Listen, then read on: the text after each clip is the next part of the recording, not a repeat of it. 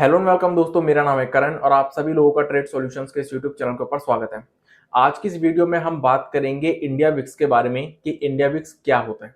तो India VIX की अगर मैं बात करूं तो इंडिया विक्स का जो मतलब होता है, अगर मैं उसको आप लोगों को सिंपल लैंग्वेज में समझाऊं तो India VIX basically stock market के अंदर एक ऐसा इंडेक्स होता है जो कि हमें यह बताता है कि आने वाले टाइम में हमें मार्केट के अंदर कितने परसेंट तक की वॉलेटिलिटी देखने को मिल सकती है या फिर कितने परसेंट तक की मूवमेंट देखने को मिल सकती है, आइदर इन अपसाइड और इन डाउनसाइड।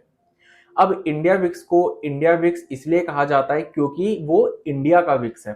अगर मैं किसी दूसरी कंट्री की बात करूं या फिर किसी दूसरी कंट्री के स्टॉक मार्केट की बात करूं तो उसका अलग विक्स होगा जो कि उसके नाम से जाना जाएगा। तो इसलिए इंडिया विक्स को इंडिया विक्स इसलिए कहा जाता है क्योंकि वो इंडिया का विक्स है। और इंडिया विक्स के नाम से ही हमें बहुत चीजें पता चल जाती है कि ये हमें क्या बताता है, क्योंकि इंडिया विक्स का ही मतलब होता है वॉलेटिलिटी इंडेक्स। इट मीन्स कि वो हमें वॉलेटिलिटी के बारे में बताता है।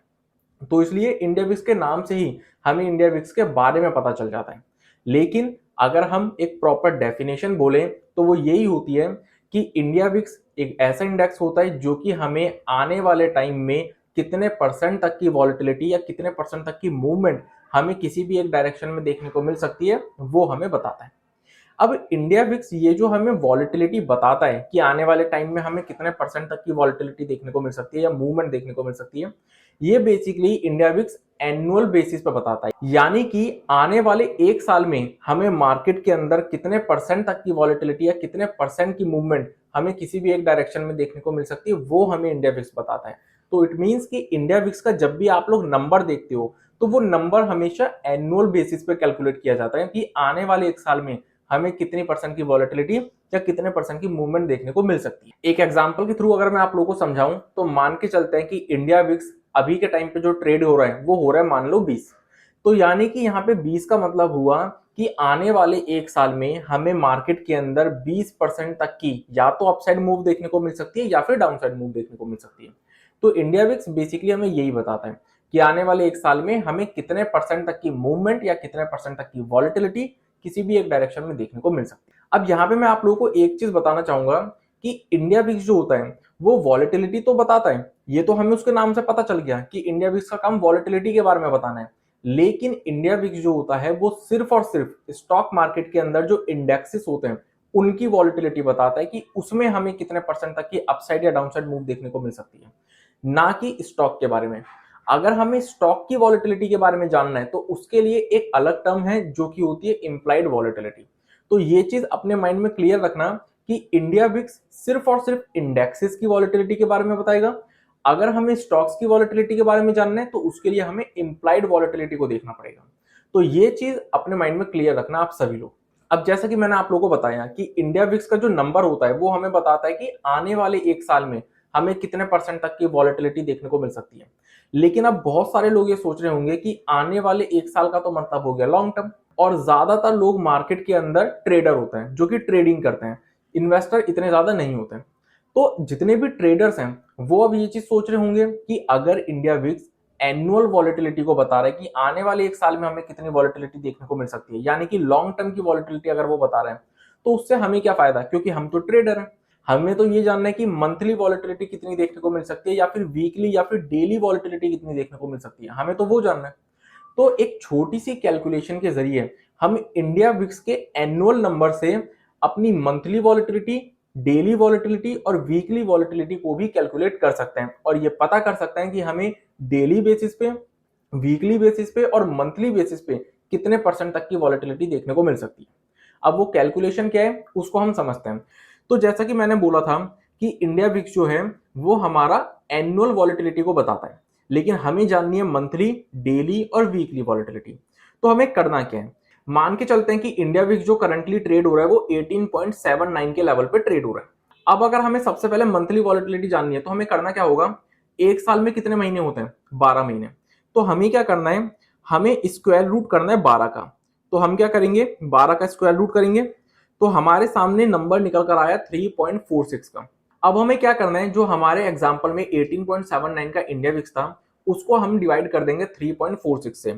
तो अगर हम 18.79 के इंडिया विक्स को डिवाइड कर दे 3.46 से तो हमारे सामने जो नंबर निकल कर आएगा वो निकल कर आएगा 5.43। इट मींस कि हमें 5.43% तक की वॉलेटिलिटी मार्केट के अंदर देखने को मिल सकती है आने वाले एक महीने में। तो इस तरीके से हम क्या कर सकते हैं, हम मंथली वॉलेटिलिटी भी कैलकुलेट कर सकते हैं। अब जैसे हमने मंथली कैलकुलेट करी, ऐसे ही हम वीकली भी कैलकुलेट करेंगे और डेली भी कैलकुलेट करेंगे। बस फर्क क्या होगा, जब हम वीकली वॉलेटिलिटी कैलकुलेट करेंगे तो उसके लिए हमें क्या लेने पड़ेंगे, वीक्स लेने पड़ेंगे। अब एक साल में कितने हफ्ते होते हैं, 52 हफ्ते। तो हम क्या कर देंगे, हम स्क्वायर रूट करेंगे 52 का, तो हमारे सामने नंबर निकल कर आया 7.21। अब जैसा कि हमारे एग्जांपल में इंडिया विक्स जो था वो 18.79 का था, तो हम उसको डिवाइड कर देंगे 7.21 से, तो हमारे सामने जो नंबर निकल कर आया वो निकल कर आया 2.60%। यानी कि 2.60% तक की वॉलेटिलिटी या फिर मूवमेंट हमें आने वाले एक हफ्ते में किसी भी एक डायरेक्शन में देखने को मिल सकती है।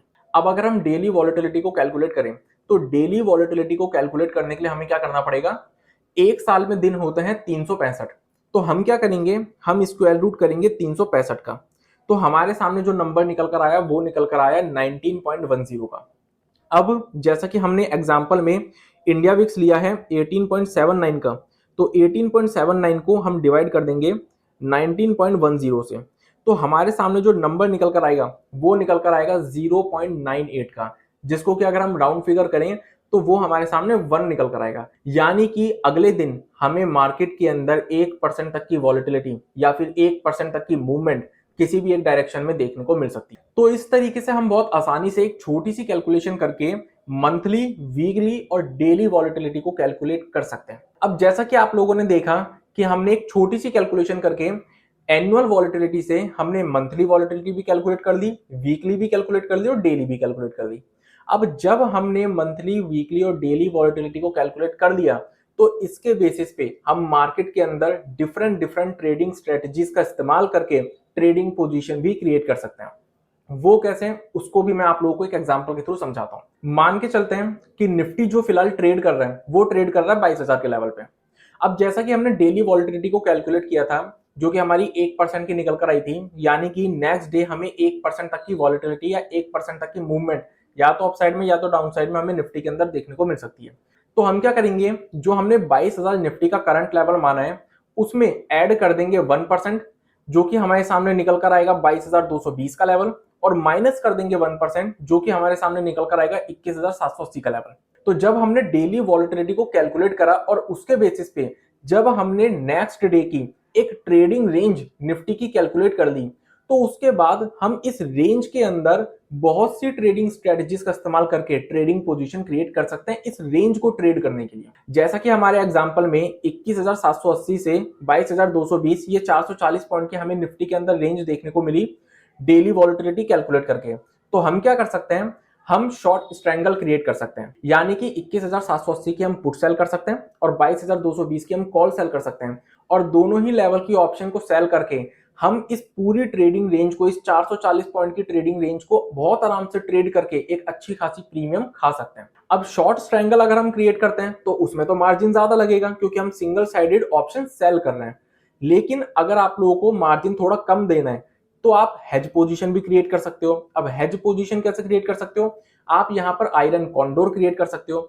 जैसे आप लोगों ने शॉर्ट स्ट्रैंगल में 21,780 की पुट सेल करी और 22,220 की कॉल सेल करी, बस आप लोगों को इसी के अंदर दो ऑप्शन और ऐड कर देनी है। आप लोगों को out the money put buy कर लेनी है और out the money call buy कर लेनी है, तो आपकी क्या हो जाएगी, एक आयरन कॉन्डोर क्रिएट हो जाएगी। एग्जांपल के लिए मान के चलते हैं कि अगर हमने 21,780 की पुट सेल करी तो हम 21,500 की पुट बाय कर लेंगे, और अगर 22,220 की कॉल सेल करी तो हम 22,500 की कॉल बाय कर लेंगे। तो हमारी एक आयरन कॉन्डोर क्रिएट हो गई, जिसमें कि जब तक निफ्टी इस 440 पॉइंट की रेंज में रहेगी तब तक हमें प्रॉफिट होता रहेगा, क्योंकि हमें प्रीमियम खाने को मिलती रहेगी। और भी हम डिफरेंट डिफरेंट स्ट्रेटजीज को इंप्लीमेंट कर सकते हैं इस सिचुएशन के अंदर। आई होप कि आप सभी लोगों को ये चीज क्लियर हो गई होगी कि किस तरीके से हम एनुअल इंडिया विक्स के बेसिस पे मंथली, वीकली और डेली वॉलेटिलिटी को कैलकुलेट कर सकते हैं, और उसके बेसिस पे कैसे हम डिफरेंट डिफरेंट ट्रेडिंग स्ट्रेटजीज का इस्तेमाल करके ट्रेडिंग पोजीशन बिल्डअप कर सकते हैं मार्केट के अंदर। अब यहां पर मैं एक और मिथ आप सभी लोगों का क्लियर करना चाहूंगा, वो क्या,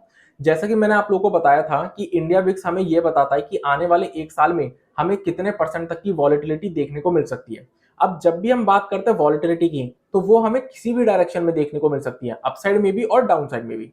लेकिन जो मिथ है लोगों के अंदर वो ये है कि इंडिया विक्स अगर बढ़ेगा तो मार्केट गिरेगी ही, और इंडिया विक्स अगर गिरेगा तो मार्केट या तो स्टेबल रहेगी या तो बढ़ेगी। अब ऐसा मिथ बनना भी एक नॉर्मल बात है, क्योंकि ज्यादातर केसेस में देखा ही यही गया है कि मार्केट जब भी गिरती है तो इंडिया विक्स बढ़ा हुआ होता है, और मार्केट जब भी बढ़ती है या स्टेबल होती है तो इंडिया विक्स या तो फ्लैट होता है या फिर गिरा हुआ होता है। अगर हम कोरोना के टाइम की बात करें तो जब मार्केट क्रैश कर रही थी तो इंडिया विक्स अपने टॉप लेवल पे था। सेम अगर हम 2008 के क्रैश की बात करें तो उस वक्त भी जब मार्केट गिर रही थी तब भी इंडिया विक्स अपने टॉप पे था। और अगर हम क्रैश वाले सिनेरियो की बात भी ना करें, अगर हम नॉर्मल डेज की भी बात करें तो नॉर्मल डेज में भी अगर मार्केट 400-500 पॉइंट गिर जाती है तो हमें इंडिया विक्स 10-12%, 15% तक बढ़ता हुआ देखने को मिल जाता है। तो क्योंकि हमें ज्यादातर केसेस में देखने को ही ये मिलता है कि जब भी मार्केट गिरती है तो इंडिया विक्स बढ़ता है, और जब भी मार्केट बढ़ती है तो इंडिया विक्स या तो स्टेबल होता है या तो गिरता है, इसलिए लोगों के माइंड में ऐसा मिथ बना हुआ है। लेकिन एक्चुअली में इंडिया विक्स हमें यही बताता है कि हमें जो वॉल्टिलिटी देखने को मिल सकती है आने वाले एक साल में वो किसी भी डायरेक्शन में देखने को मिल सकती है, अपसाइड में भी और डाउनसाइड में भी। आई होप कि आप सभी लोगों के साथ आज की इस वीडियो में मैंने इंडिया विक्स के रिगार्डिंग जितनी भी नॉलेज शेयर की है, इस नॉलेज से आपकी नॉलेज और आपकी ट्रेडिंग दोनों के अंदर कुछ वैल्यू ऐड हुई हो, और इससे आप लोगों की ट्रेडिंग के अंदर भी कुछ इंप्रूवमेंट हो। तो इसी के साथ आज की इस वीडियो को मैं यहीं पर कंप्लीट करता हूं। तो मिलते हैं नेक्स्ट वीडियो में, तब तक के लिए स्टे सेफ, स्टे हेल्दी।